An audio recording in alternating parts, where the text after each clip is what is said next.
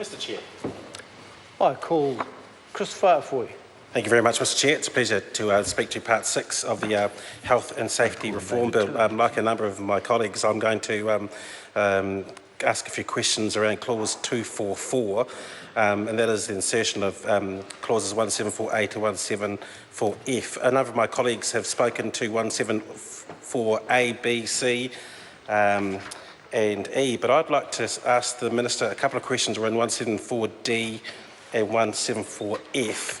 And that is, I think, in principle, the setting up of an incentive program could be a good thing. A number of my colleagues have asked questions about whether or not financially who it benefits the most. But they are set up to try and make workplaces safer places. And I do note that under 174D4, 3, apologise, that there is the ability for an audit of the incentive schemes and whether or not they have been successful. I do also note in 174F there is an onus on the ACC within its annual report to report on the effectiveness of any incentive schemes. And my question, I pose a hypothetical question to the Minister, and that is, if an incentive program has been set up, an employer or a PCBU is getting essentially a discount on its levy because it has an incentive program, after 2 or 3 years of the auditing and any results published in annual reports and the safety or the record on workplaces isn't any better, or in fact is worse, what kind of redress would there be to effectively say, well, okay, you haven't performed as well as you should have under this incentive program, and therefore can we have the money back?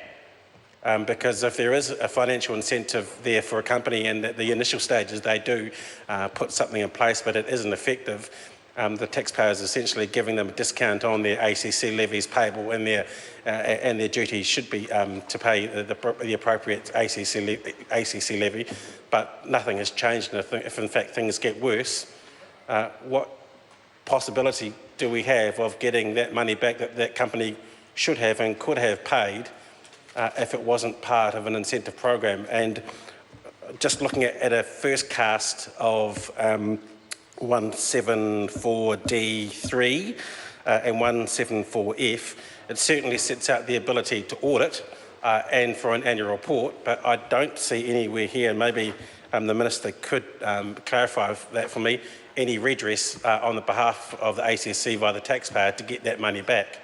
As I say at the beginning of my contribution, an incentive program should be and could be a good thing, and there obviously is going to be a financial benefit if the company does put something in place and they do improve their workplace record.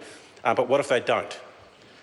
And you know, the onus of this bill is to make workplaces safer, so that's what that does. If we don't achieve that, and this company has got a discount off its ACC levies, well, can we go back to that company or that PCBU and say, well, give the money back?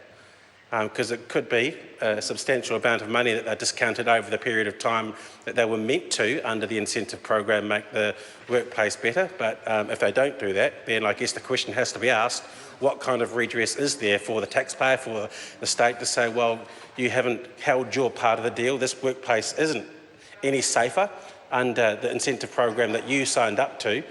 We gave you a discount, but under section 174 through A to F, I don't see anything here that shows any type of redress for the taxpayer, for the Accident Compensation Corporation to get that money back.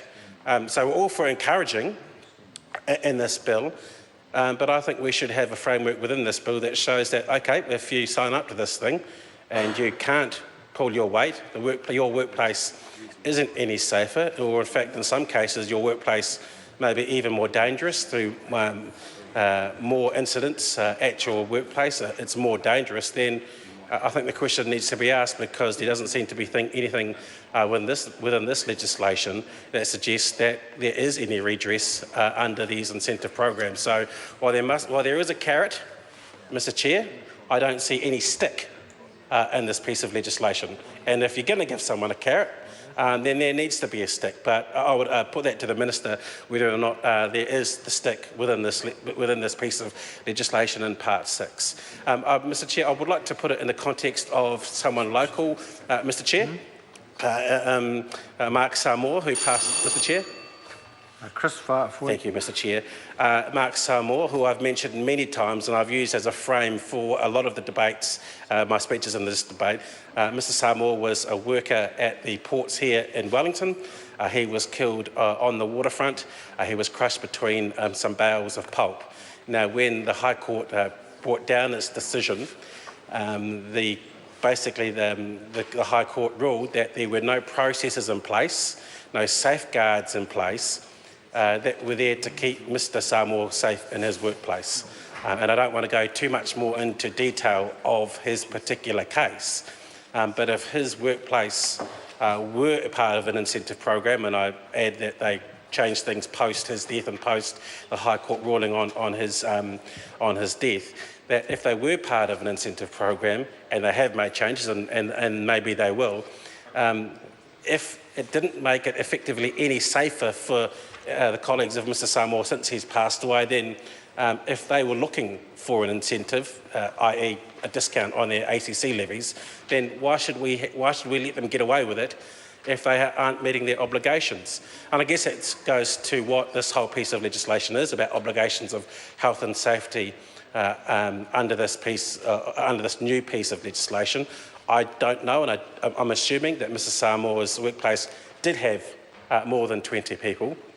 But if it didn't, and here's a stinger for this side of the House, this piece, a lot of these things that we're debating in Part 6, which some of them are worthy of us supporting, but because of something, I think it is in Part 3 of the bill, we cannot support this legislation. And so we do question the government's motives around this, and why a lot of good in this piece of legislation we can't support, and why it changed its mind at the last minute. Because we know they did.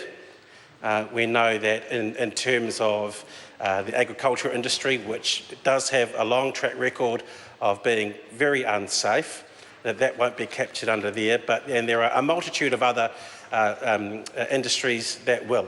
And I think it's, from my perspective anyway, far too serious an issue to make light of here, because there are people like Mark Samoa's family who wanted this piece of legislation to be much better than it actually is. So from my perspective, in terms of Part 6, to the Minister, where is the stick? There's plenty of carrot. But we want to see if there is going to be an audit and a reporting duty on the AC, because they're giving some of these PCBUs a discount, that there should be an onus on them if they don't meet their obligations to keep their workers safe, to make sure that we can get that money back. Because if they're going to get a discount and they're not pulling their weight, we don't think that they should keep that discount, and the taxpayer should get that money back. I call